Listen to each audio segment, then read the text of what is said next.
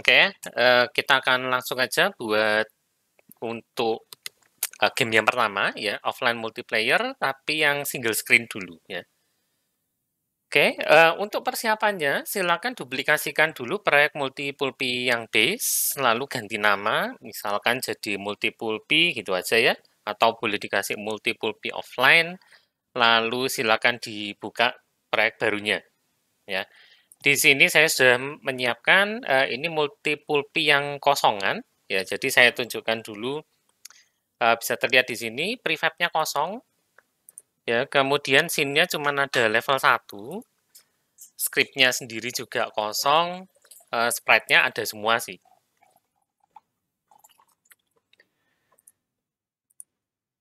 Ya, terus di player ini sudah disiapkan juga untuk rigid body 2D dan kapsul collider 2D-nya. Pulpinya hanya sprite renderer aja ya, nanti bisa dilengkapi sendiri ya, atau bisa ditambahkan aja sekarang. Katakanlah kita tambahkan dulu ya rigid body 2D-nya dan circle collider 2D ya.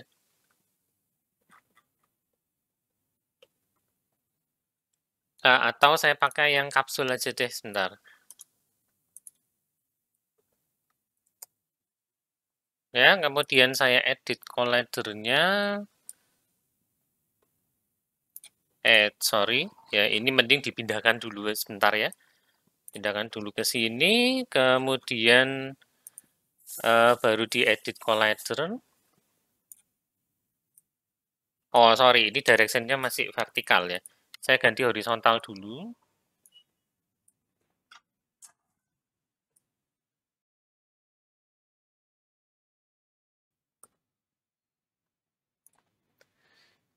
Ya, misalnya segini deh.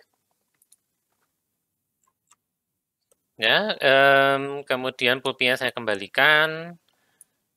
Ya, sementara kalau mau dijadikan prefab ya boleh ya, tapi bisa terlihat di sini si pulpinya nggak punya script sama sekali. Ya. Karena nanti kita akan fokus ke player, maka untuk komponen-komponen yang lain silakan dilengkapi sendiri ya.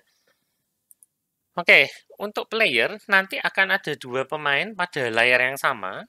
Kita hanya membedakan pemain 1 dan 2 berdasarkan warna ya. Kita akan pakai skema tradisional, pemain 1 warnanya biru, pemain 2 warnanya merah.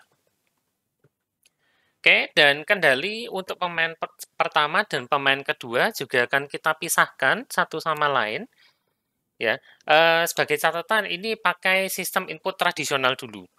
Ya, jadi kalau masih ingat input tradisional ini adalah sistem input yang ada di Unity sejak lama, kemudian diperbarui dengan sistem input yang baru. Ya, kalau nanti lupa bisa cek lagi tentang input ya. Saya akan sediakan link ke videonya di ujung kanan atas atau di description di bawah. Nah, untuk aksi cuma ada 2 macam aja. Ya, ada aksi bergerak dan aksi menembak. Untuk aksi bergerak, player 1 akan pakai WSAD secara biasa ya. Jadi kita akan pisahkan player 1 di sebelah kiri keyboard, player 2 di sebelah kanan keyboard. Ya, maka untuk bergerak player 1 pakai WSAD, player 2 itu pakai anak panah ya. Kan letaknya biasanya di kanan. Kemudian untuk menembak, player 1 pakai kontrol kiri, player 2 pakai kontrol kanan. Ya kalau dirasa nggak nyaman untuk player 2-nya, ya karena mungkin pada konfigurasi laptop, nih anak panahnya terlalu dekat dengan kontrol kanan, ya nanti silakan diganti. Ya. Saya akan pakai skema ini dulu. Nah, kita akan atur dulu untuk player input. Ya, player 1 dulu, setelah itu baru kita duplicate untuk player 2. Ya, maka silakan dibuka menu edit. Kemudian ada project settings. Ya, project settings. Lalu ada input manager. Ya, di sini ada 18 axis, saya akan biarkan beberapa, atau kalau nanti sudah tidak dipakai, ada beberapa yang akan saya hapus. Nah, untuk mengingat kembali nanti untuk skema input yang lama ya, pemetaan inputnya bisa diganti di sini tadi ya, edit project settings, input manager, ada properti namanya name, itu nanti dipakai untuk mengenali nama input, untuk method get button, ada setting positive button, mendefinisikan tombol akan menggerakkan sumbu ke arah positif, kalau negatif button berarti sebaliknya.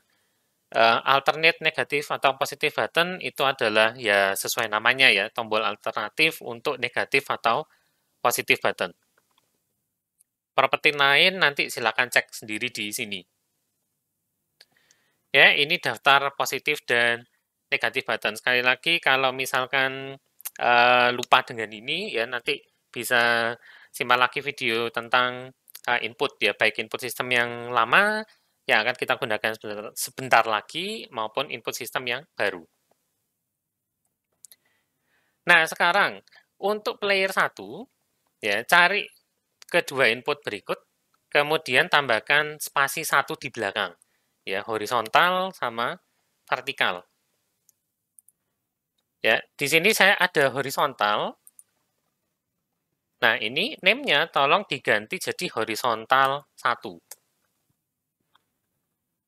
Kemudian ada juga vertikal, ini silakan diganti jadi vertikal 1. Ya, lalu untuk fire 1, ini diganti aja pakai spasi, ya kita samakan penamaannya, ya, fire spasi 1. Nah, skema lain sebetulnya tidak dibutuhkan. Ya, kalau mau bisa dihapus. Ya, caranya menghapus adalah tinggal klik kanan aja di salah satu axis di sini. Ya, misalkan Fire 3 ya. Saya tidak mau pakai Fire 3. Klik kanan di Fire 3, kemudian pilih Delete Array Element. Nah, nanti dia akan terhapus sendiri. Ya, saya akan hapus juga beberapa yang lain yang tidak diperlukan. Jam ini juga tidak ada, jadi tidak perlu.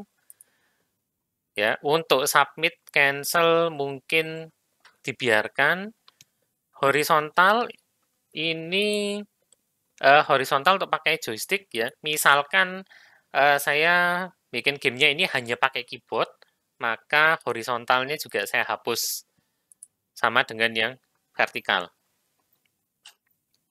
Ya, terus input mouse juga tidak butuh, hapus saja sekalian. Ya, submit dan cancel mungkin bisa dibiarkan. Ya, tapi ini yang pakai joystick, saya tidak mau pakai joystick, bisa delete. Ya, sehingga seperti ini. Fire 2 mungkin boleh dihapus juga, ya, terserah. Ya, Fire 2-nya saya hapus juga aja deh. Kemudian Fire 1 yang tidak ada spasinya, ini saya hapus. Fire 2 hapus. Nah, jadi tinggal sekian. Ya, saya tinggal punya 5 tombol, ya, atau submit dan cancel-nya ini abaikan aja. Yang penting untuk player 1 ada horizontal spasi 1, vertikal spasi 1, dan fire spasi 1. Nah, berikutnya, untuk horizontal 1, ya, kita akan ganti negatif dan positif button-nya menjadi A dan D. Lalu untuk alternate negatif button dan positifnya dikosongkan. Ya, coba dicek aja di horizontal 1. Ya, itu negatif button-nya adalah left, positif button-nya adalah right. Ini silakan diganti. Ya, jadi negatifnya sekarang pindah A, positifnya pindah D, alternate-nya kosongkan. Ya, itu untuk horizontal 1. Berikutnya untuk vertikal 1 mirip, negatifnya kita ganti S, positifnya jadi W, alt negatif dan alt positif juga dihapus. Ya, lakukan hal yang serupa. Negatifnya adalah S, positifnya adalah W, alternate-nya kosongkan. Ya, jadinya seperti ini. Nah, kemudian untuk fire 1, ya, fire 1 biarkan apa adanya. Ya, kebetulan ini sudah sesuai dengan yang kita inginkan ya. Fire 1 dia pakai left control. Mouse 0-nya ini kalau mau boleh dihapus. Ya, untuk alternate positif button-nya kosongkan.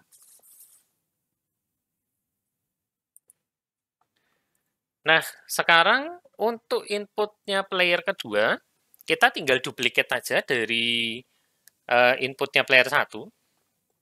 Ya, jadi misalkan mau duplikasikan input yang horizontal 1 ya. Tinggal diklik kanan aja di horizontal 1, lalu pilih menu duplicate array element, lalu diganti nama. Ya, langsung aja deh. Ya, horizontal 1, klik kanan. Kemudian pilih duplicate array element. Ya, ganti namanya jadi horizontal 2.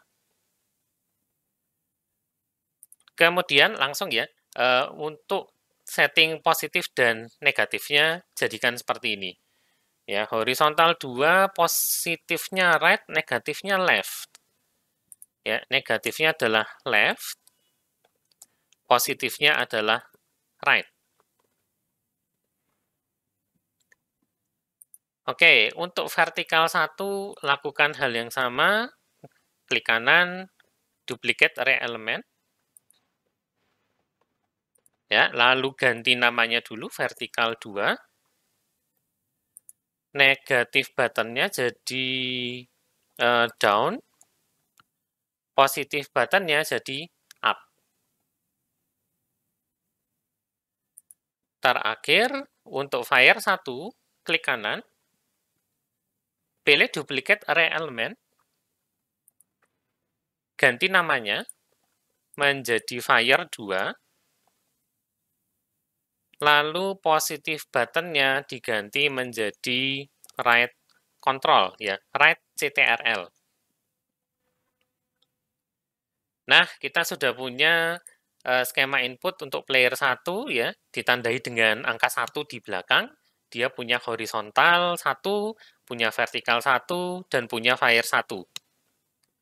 Sedangkan untuk player 2, dia punya skema horizontal 2, vertikal 2, dan fire 2. Nah, setelah ini ngapain? Ya, setelah ini kita akan bikin script untuk pergerakan playernya langsung. Ya, karena scriptnya tadi dihilangkan semua, maka kita akan buat ulang script player. Ya, dan kali ini kita hanya fokus ke pergerakannya saja. Oke, ini bisa ditutup. Kemudian buatkan script baru dengan nama player. Ya, lalu edit. Ya, di sini semoga teman-teman masih ingat caranya untuk membuat sebuah sprite itu bisa bergerak ya dengan memanfaatkan input. Ya, kalau lupa ya silakan direview ulang. Ya, kalau nggak salah untuk menggerakkan sebuah sprite dengan menggunakan input itu ada di pekan pertama kalau nggak yang kedua ya. Nanti silakan direview sendiri. Ya, jadi saya akan abaikan dulu ini update Visual Studio-nya ya. Lalu saya akan tambahkan sebuah public field di sini, namanya player number. Ya, dengan player number ini kita akan memberitahu Unity bahwa oke, objek player ini adalah player 1. Kemudian untuk objek yang satunya itu adalah player 2. Ya, tambahkan dulu public integer player number. Boleh di-default-kan 0 atau biarkan aja seperti ini. Ya, sementara itu saya akan siapkan juga untuk pergerakannya ya. Kemarin harusnya ada velocity-nya berapa ya? Velocity, lalu, private, referensi ke rigid body 2D, RB. Ya, saya siapkan sebentar untuk pergerakannya. Kalau teman-teman sudah bisa, ya mungkin bisa skip langsung untuk yang bagian membedakan input player 1 atau player 2 ya. Saya akan siapkan ini terlebih dahulu sebentar.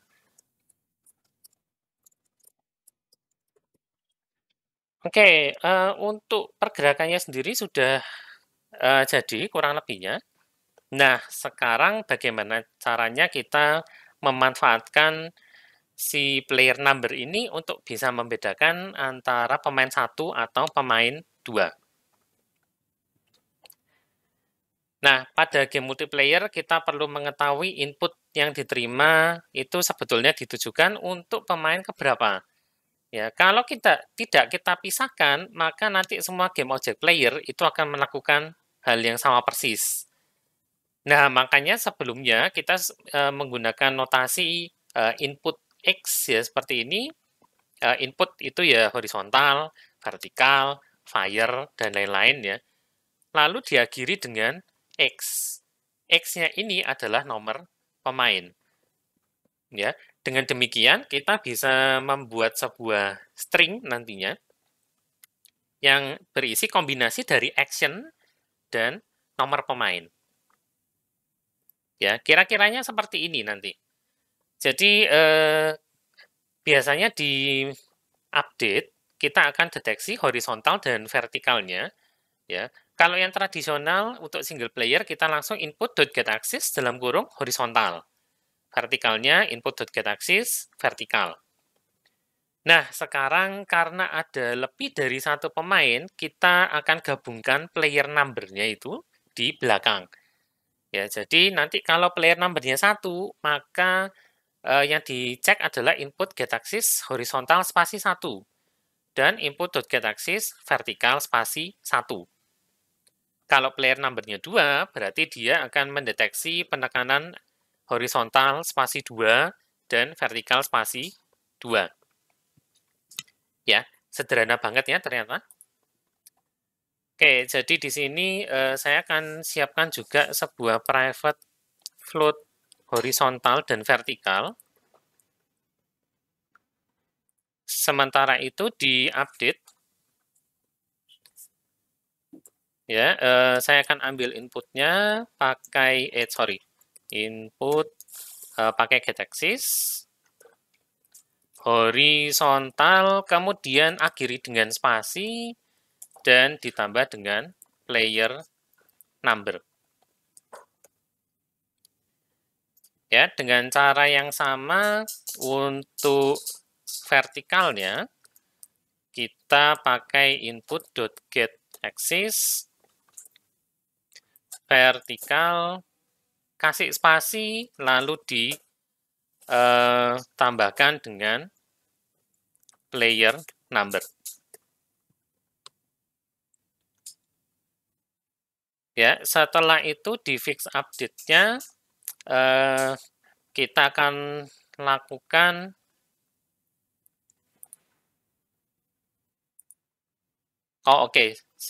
sebelum ke fix update ya, sebelum ke fix update kayaknya saya perlu sebuah private float baru deh ya, bukan float, vektor 2D direction untuk mengetahui arah geraknya, kok vektor 2D, vektor 2 ya. Untuk mengetahui arah geraknya pemain, ya berdasarkan horizontal dan vertikalnya. Direction sama dengan new vektor 2, isinya adalah horizontal dan vertikal. Ya, kemudian velocity-nya ini nggak pas ya, berarti pakai vektor 2. Kita ganti aja ini menjadi float speed.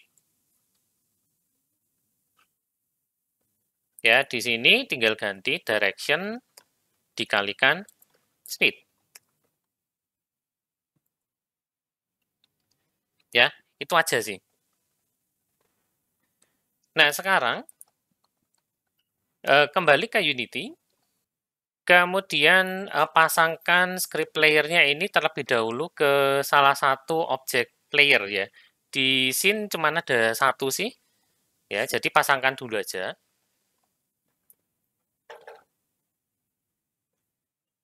Oh, saya akan pasangkan ke sini aja.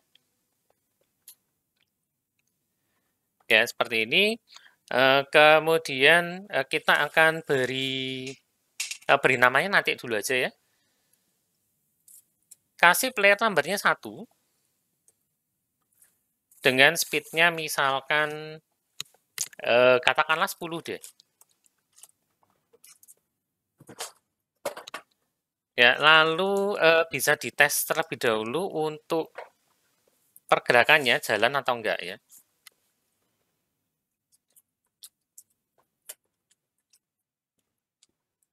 Ya, oke. Ini saya sudah mencoba dengan pakai WSAD ya. WSAD, tapi kalau pakai panah atas bawah kiri kanan ini enggak jalan. Nah, berarti kita bisa melakukan duplicate untuk objek player-nya. Ya, saya akan taruh player satunya agak ke atas sedikit. Kemudian di duplicate. Ya, dan supaya tidak bingung, ini saya kasih nama player 1. Yang ini saya kasih nama player 2. Lalu player 2-nya pindah ke bawah. Ya, dan supaya nggak bingung karena ada 2 buah objek player yang sama persis, kita ganti warnanya.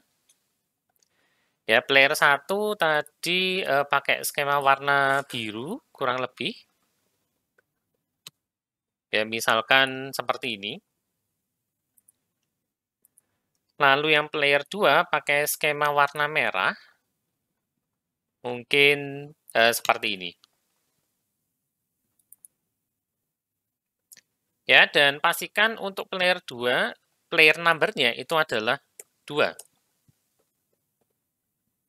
Ya, setelah ini silakan dites ya. Saya akan tunjukkan sekalian tombol yang saya tekan sekarang. Ya, di game kalau saya tekannya WSAD, maka yang gerak itu hanya player yang atas, yaitu player 1. Ya, sementara itu kalau saya pakai tombol panah atas bawah kiri kanan, maka yang gerak itu hanya yang player bawah.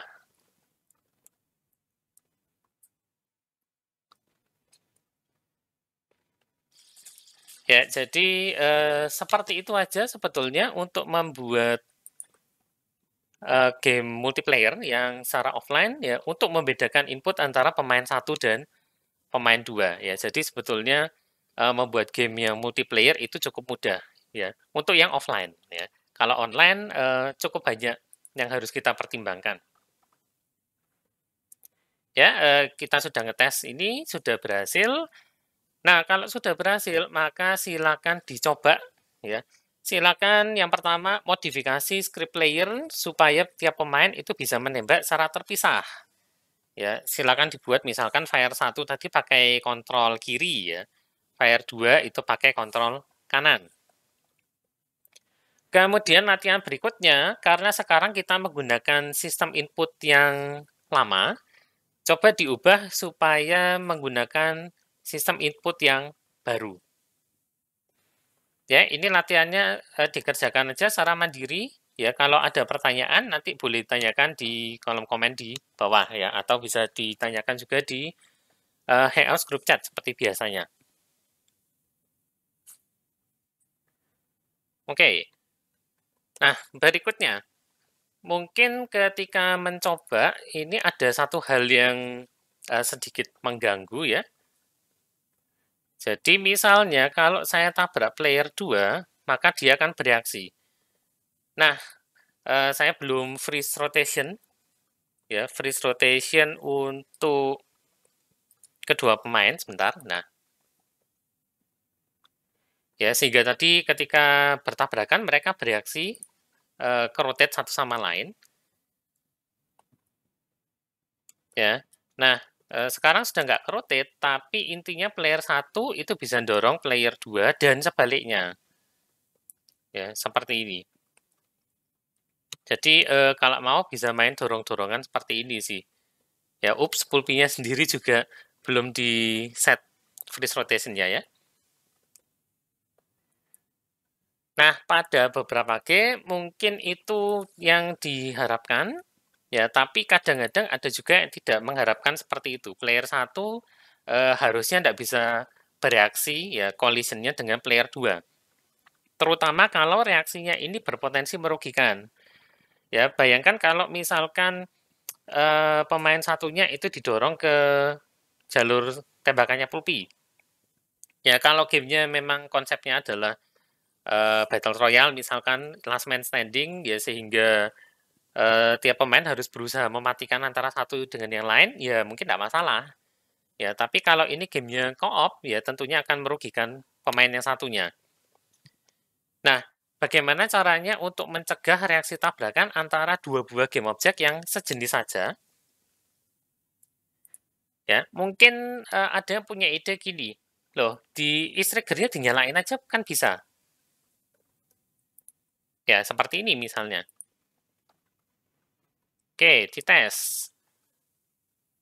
Ya, sekarang player 1 dan player 2 ini memang tidak bereaksi ketika dia tabrakan satu sama lain. Ya, tapi karena dia trigger, maka terhadap pulpi dan terhadap game objek lainnya yang punya collider, mereka juga tidak bereaksi. Nah, bagaimana caranya untuk membuat player ini tidak bereaksi hanya kalau menabrak sesama player, ya, yang lain itu tetap bereaksi seperti biasa. Nah, caranya adalah kita akan manfaatkan yang namanya layer. Ya, jadi setiap game objek ini bisa diatur untuk diletakkan pada sebuah layer tertentu. Ya, pada dasarnya semua game objek ini diletakkan di layer namanya layer default. Ya, kalau saya scroll ke atas di bagian inspector, kemudian dilihat di bagian layer sini, kita akan melihat bahwa layernya adalah default. Ya, tapi sebetulnya bisa dibuatkan layer yang lain. Ya, ini secara garis besar sudah ada 1, 2, 3, 4. Ya, ada 4 layer yang lain yang sebetulnya kita tidak pernah pakai sih. Nah, sekarang untuk layer kita akan menambahkan layer yang baru. Ya, tujuannya apa? Nanti kita akan atur di project settings pada pengaturan physics 2D itu dia memungkinkan kita untuk mengatur siapa saja yang bisa bereaksi dengan siapa. Ya, dalam hal ini settingnya adalah layer yang direaksikan dengan layer yang lain. Ya, maka kita akan buatkan layer baru. Ya, caranya buat gampang sih sebetulnya. Ya, bisa pakai layer di sini atau di ujung kanan atas ini sebetulnya juga ada layers. Ya, kemudian bisa klik edit layers di sini. Ya, tapi saya biasanya ngeditnya melalui inspector di sebelah sini ya, layer default. Ini ada menu tambahan namanya add layer. Diklik aja. Kemudian kita diberi setting baru mulai user layer 8. Ya. Lakukan aja di user layer 8. Tambahkan layer baru misalkan player. Ya. Lakukan gitu aja, bisa di enter. Ya, atau pokoknya lost focus, maka Unity langsung menyimpan user layer kita yang baru ini. Kemudian pilih lagi player 1 dan player 2-nya aja sekaligus. ya. Kemudian layernya diganti. Nah, layer baru kita sudah muncul di sini ya, layer 8, layernya player. Maka player 1 dan player 2 sekarang ada di layer namanya player. Sementara Pulpy dia tetap di default. Nah, berikutnya kita harus ganti settings di Physics 2D-nya. Ya, maka silakan dibuka menu edit, cari project settings. Ya, kemudian di sebelah kiri ini ada Physics 2D. Lalu scroll sampai ke bawah hingga ketemu layer collision matrix. Ya, layer collision matrix ini mengatur ya layer X atau layer yang ada di kolom ini di baris ini itu bisa bereaksi dengan layer yang ada di kolomnya. Ya, jadi contohnya sini berarti default itu bisa bereaksi dengan player, UI dan seterusnya.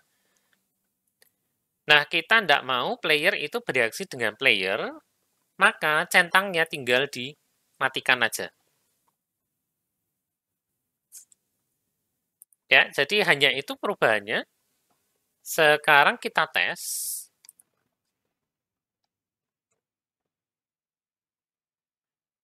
Ya, nah player 1 dan player 2, oh sorry sebentar.